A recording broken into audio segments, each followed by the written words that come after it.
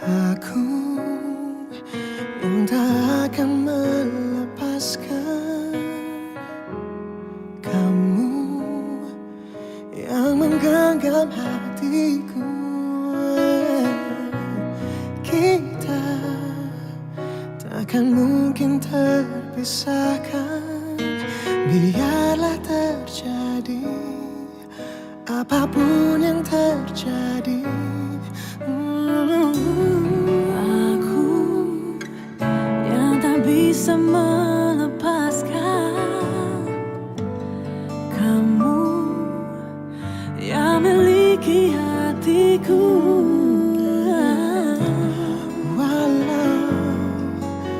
Inilah kisah dua merpati berteman sudah pun biar sedekat.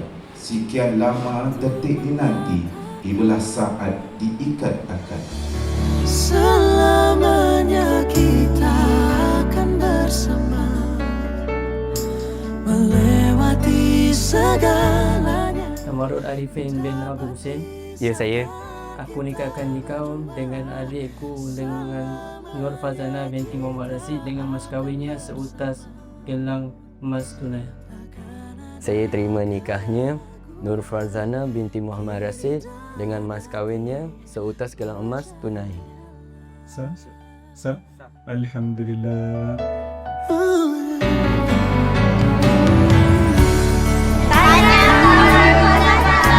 Tak bisa melepaskan Kamu yang menggenggam hatiku. Selamat pengantin baru, semoga bahagia berkekalan hingga ke akhir hayat. Kakak doakan Nana happy selalu. Bahagia selalu, jangan gaduh-gaduh, banyak betul ansur. Selamat pengantin baru Daripada kami, cousin. Semoga berbahagiakan anak cucu. Akan bersama, melewati segalanya. Sirih junjung berias indah, sekacik pinang pembuka kata, bunga manggar kilau bercahaya, datang berkunjung ke majlis meriah.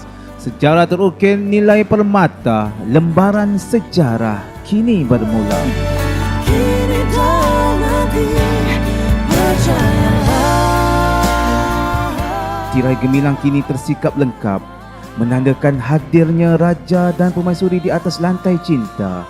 Gemilang seri sang suria menyuluh jalan penuh mulia. Hanya dirimu satu-satunya tercipta untukku. Selamanya kita akan bersama, takkan ada kata kini dan nanti, percayalah.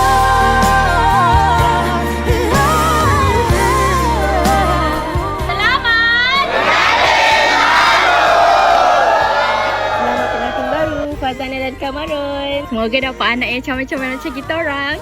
Fazana, Kamarul jangan nakal-nakal. Okey, yang Fazana jadi isteri yang baik, okey? Kamarul jaga Fazana elok-elok, okey? We love you. Bye. And happy-happy selalu. Semoga dapat anak ramai.